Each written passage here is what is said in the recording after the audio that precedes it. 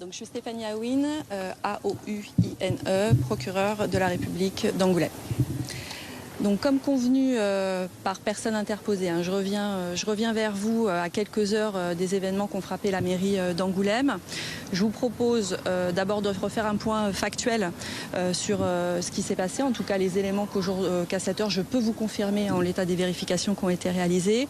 Vous donner quelques éléments ensuite sur le profil de la personne interpellée et puis vous faire un point d'étape qui ne sera qu'un point d'étape sur les investigations en cours.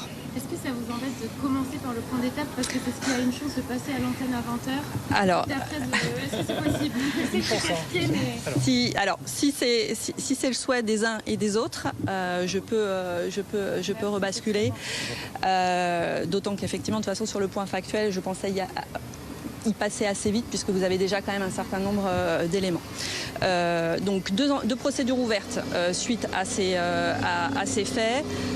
Une concernant la personne qui a été interpellée est ouverte du chef de tentative d'homicide aggravé et de destruction de biens d'utilité publique par moyens dangereux.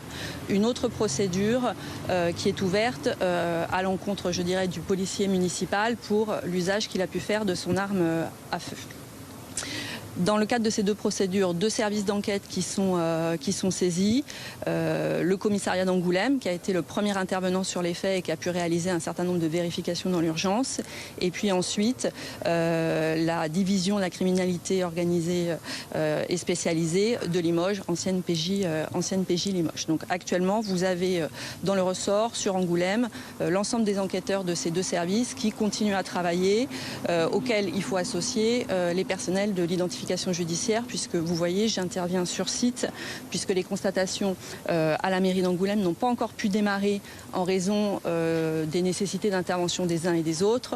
Les secours d'abord, les pompiers ensuite, les démineurs pour sécuriser la zone, et puis ensuite il y a eu des opérations de déblaiement. Donc aujourd'hui, à l'heure actuelle, on est en capacité de commencer à travailler les constatations techniques sur site. Le véhicule de la personne interpellée n'est plus devant la mairie, vous l'avez constaté. Donc ça, c'est des éléments d'investigation qui ont déjà été réalisés, sur lesquels je reviendrai dans un instant.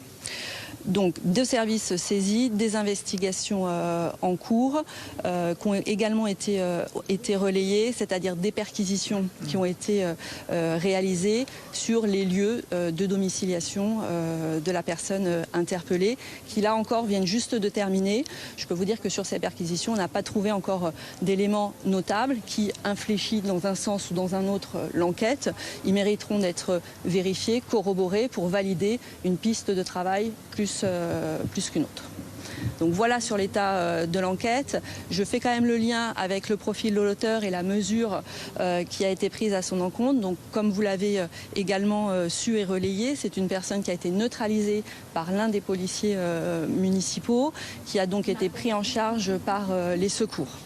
À cette occasion-là, il a été quand même placé en garde à vue. Donc il y a une mesure de garde à vue qui a été prise dans la foulée de son interpellation et de sa prise en charge par les secours, le temps de savoir quelle était la gravité de ses blessures et notre capacité à pouvoir l'entendre rapidement pour avoir des premiers éléments d'explication de son passage à l'acte.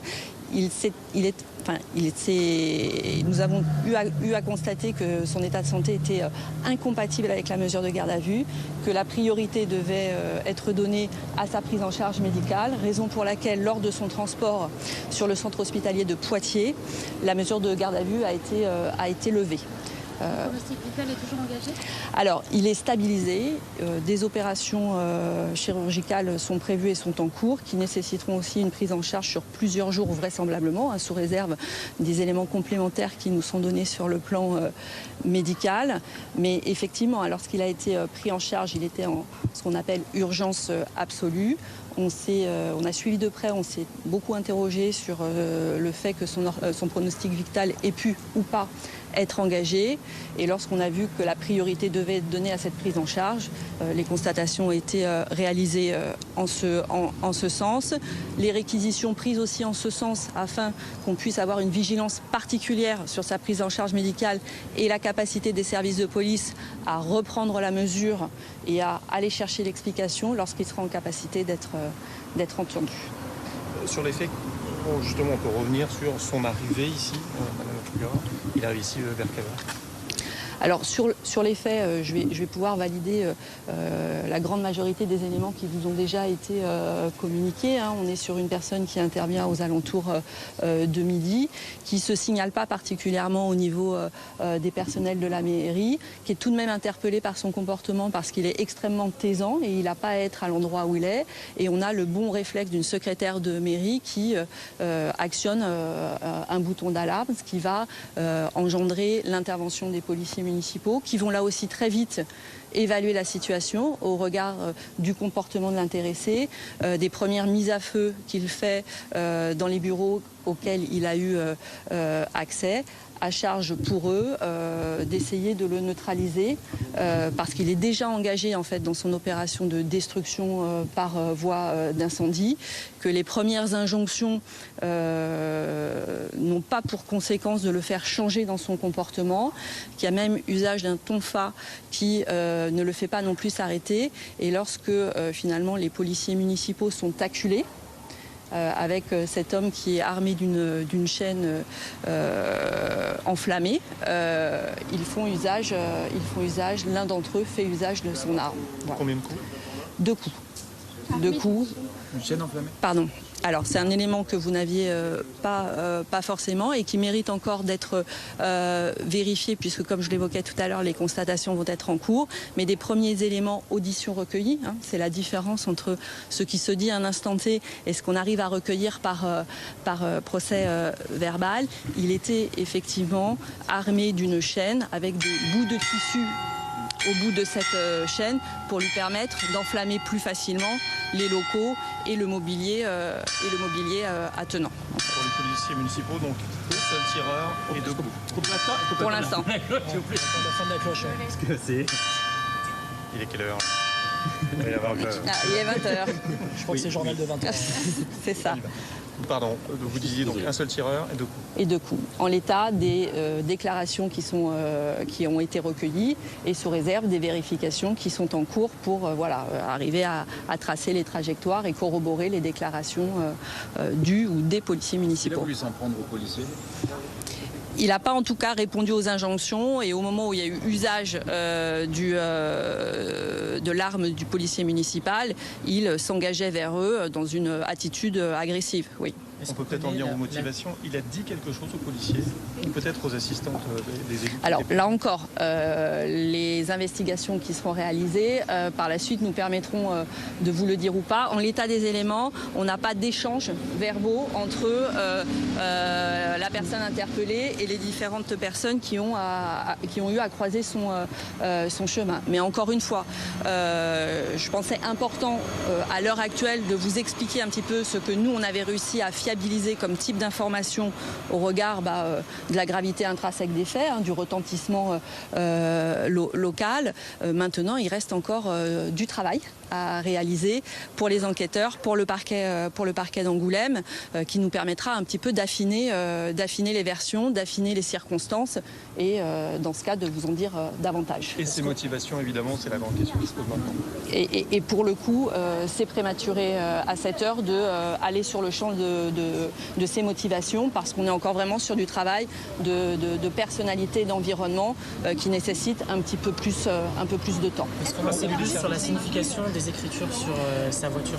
Pardon. Est-ce qu'on en sait plus sur la signification des écritures retrouvées sur son véhicule?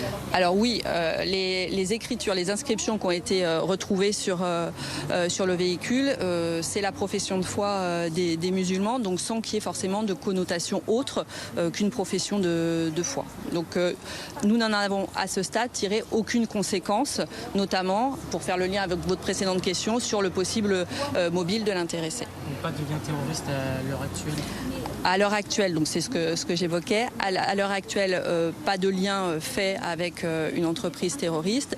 Des liens faits avec le parquet national antiterroriste qui sont faits habituellement sur ce type de cas parce qu'on est dans la compréhension des choses.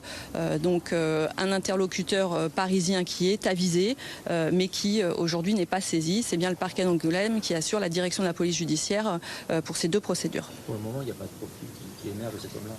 Il n'est pas connu. Non. Il n'est pas connu. Alors, je l'avais déjà évoqué, non, il est inconnu des services de police et de justice.